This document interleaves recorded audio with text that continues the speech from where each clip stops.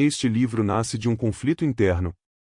Napoleão Hill escreveu Seja mais esperto que o diabo, depois de ter passado por perdas financeiras, críticas públicas e dúvidas profundas sobre o próprio trabalho. Ele já era conhecido por estudar o sucesso, mas aqui acontece algo diferente. Pela primeira vez, Hill decide investigar o fracasso de frente, não como algo externo, mas como um fenômeno mental. Na introdução, Hill deixa claro que o livro não foi escrito para agradar editoras, igrejas ou a opinião pública. Tanto que permaneceu guardado por décadas, considerado perigoso demais para a época. Isso já diz muito sobre o conteúdo. O autor sabia que estava tocando em um ponto sensível.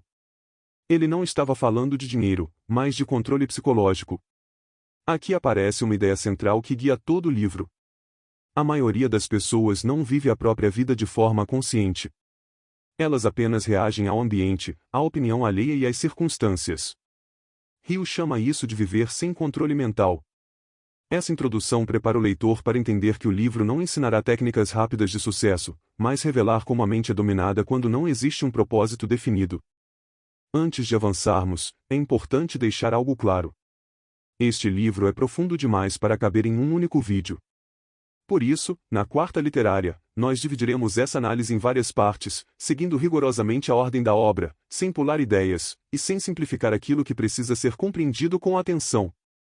Se este conteúdo fizer sentido para você, curta o vídeo, inscreva-se no canal Mentes Transformadoras, ative o sininho para acompanhar cada continuação e compartilhe com alguém que precisa refletir sobre medo, propósito e controle mental. Na próxima quarta-feira, publicaremos a continuação desta análise, aprofundando ainda mais os pontos que começamos a explorar aqui. Esta é apenas a primeira etapa de uma sequência que seguirá até compreendermos a obra completa. Bons estudos! Capítulo 1 O meu primeiro encontro com Andrew Carnegie. Aqui é importante deixar algo muito claro para quem está assistindo. O que está sendo apresentado a partir de agora é uma transmissão direta do livro, com citações literais de Napoleão Hill e de Andrew Carnegie, seguidas de explicação e contextualização. No capítulo 1, Napoleão Hill conta em detalhes o encontro que mudou completamente o rumo da sua vida. Andrew Carnegie, um dos homens mais ricos do mundo na época, não faz elogios fáceis. Ele observa Hill e lança um desafio que parece simples, mas é profundamente desconfortável. Carnegie afirma que escolas e faculdades ensinam praticamente tudo, exceto os princípios de realização pessoal. Jovens passam anos adquirindo conhecimentos abstratos, mas não aprendem o que fazer com esse conhecimento depois de obtê-lo. Segundo ele, abre aspas. As escolas e faculdades ensinam praticamente tudo, exceto os princípios de realização pessoal. Eles exigem que jovens, homens e mulheres, passem de 4 a 8 anos adquirindo conhecimentos abstratos, mas não os ensinam o que fazer com esse conhecimento, depois de tê-lo. Essa frase é central para entender o capítulo. Carnegie não está atacando o estudo em si, mas a ausência de orientação prática sobre como transformar conhecimento em direção de vida. As pessoas são treinadas para decorar, repetir e obedecer, mas não para pensar estrategicamente sobre a própria vida. Isso cria indivíduos tecnicamente preparados, porém mentalmente desorientados. O resultado disto é uma geração informada, mas perdida. Na sequência, Carnegie deixa claro qual seria a missão de Hill, abre aspas. Se você prosseguir com esse trabalho, deve entrevistar não somente os poucos que foram extraordinariamente bem-sucedidos, mas também os muitos que fracassaram. Você deve cuidadosamente analisar milhares de pessoas que foram classificadas de fracassadas, e eu quero dizer com o termo fracassado homens e mulheres que chegam aos estágios finais de suas vidas desapontados porque não conseguiram alcançar as metas que haviam se proposto de coração. Afirma que, se Hill mantiver o foco dessa pesquisa, fará uma descoberta surpreendente. A causa do sucesso não é algo externo, distante ou reservado a poucos. Trata-se de uma força intangível que existe dentro do próprio ser humano, mas que a maioria nunca reconhece conscientemente. Essa força é chamada de outro eu. Aqui, o livro redefine o conceito de fracasso. Fracassado não é quem errou, mas quem chegou ao fim da vida traindo aquilo que realmente queria ser. Carnegie então antecipa a maior descoberta de toda a pesquisa. Na parte final da sua pesquisa, se você conseguir com sucesso manter o foco, fará uma descoberta que poderá ser uma grande surpresa. Descobrirá que a causa para o sucesso não é algo separado e longe do homem, mas que é uma força tão intangível na natureza, que a maioria dos homens nunca reconhece, uma força que pode muito bem ser chamada de outro eu. Hill reforça, ainda citando Carnegie, que esse outro eu, quase nunca se manifesta em momentos de conforto. Ele surge exceto em momentos de emergência, quando os homens são forçados, por meio das adversidades e das derrotas temporárias, a mudar seus hábitos e pensar estratégias para sair das dificuldades. O próprio Hill conclui essa parte afirmando que muitos fracassos são apenas limites mentais autoimpostos. Se a pessoa tivesse coragem de ir um passo além, descobriria que o chamado fracasso era, na verdade, um sinal para elaborar um novo plano. Hill transmite uma ideia central deste capítulo. O outro eu raramente se manifesta em momentos de conforto. Ele costuma surgir apenas em situações de emergência, quando a pessoa é forçada pelas adversidades e derrotas temporárias a mudar hábitos e a pensar de forma estratégica.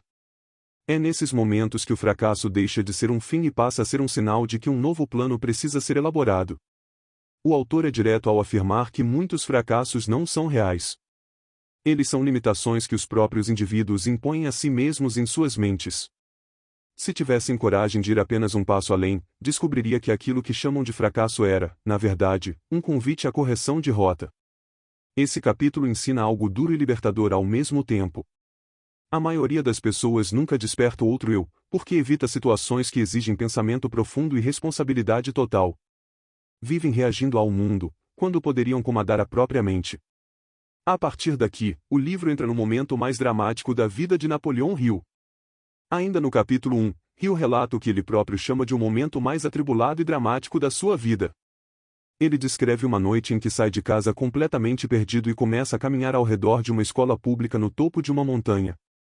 Durante horas, ele anda em círculos tentando forçar a mente confusa a pensar com clareza, repetindo para si mesmo, como um mantra: existe uma saída e vou achá-la antes de voltar para casa.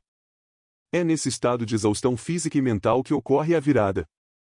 Hill descreve literalmente que uma voz explode em sua mente como um raio, dizendo que aquele era o seu período de teste.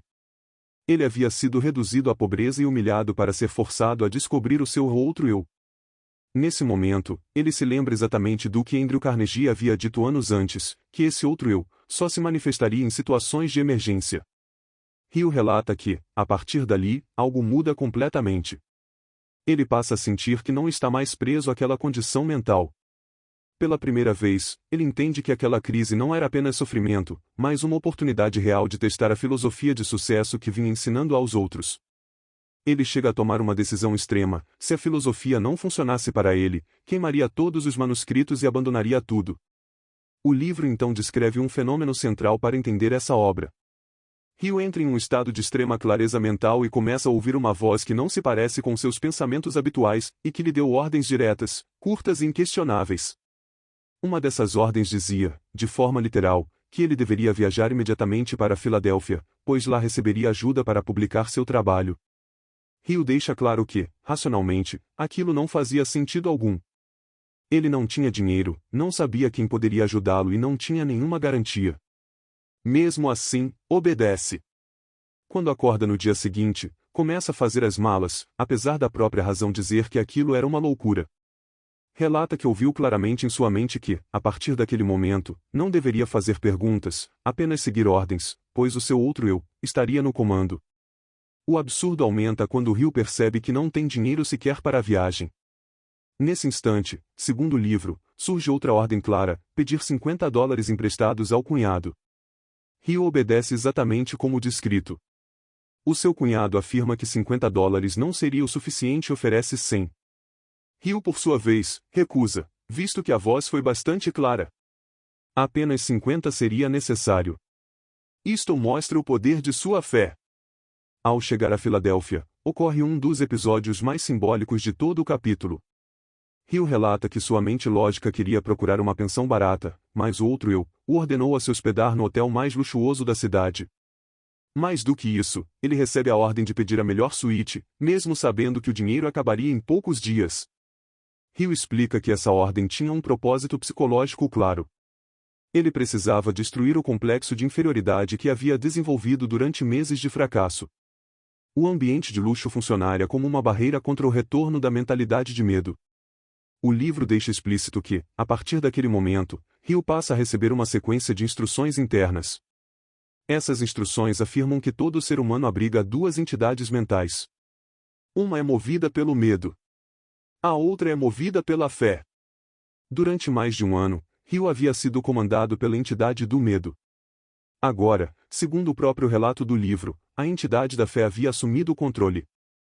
Hill deixa claro que esse outro eu não faz milagres e não viola leis da natureza.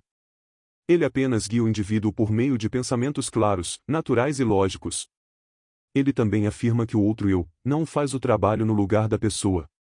Ele apenas indica o caminho, exigindo ação, disciplina e coragem. Esse trecho do capítulo 1 é fundamental para entender o livro inteiro.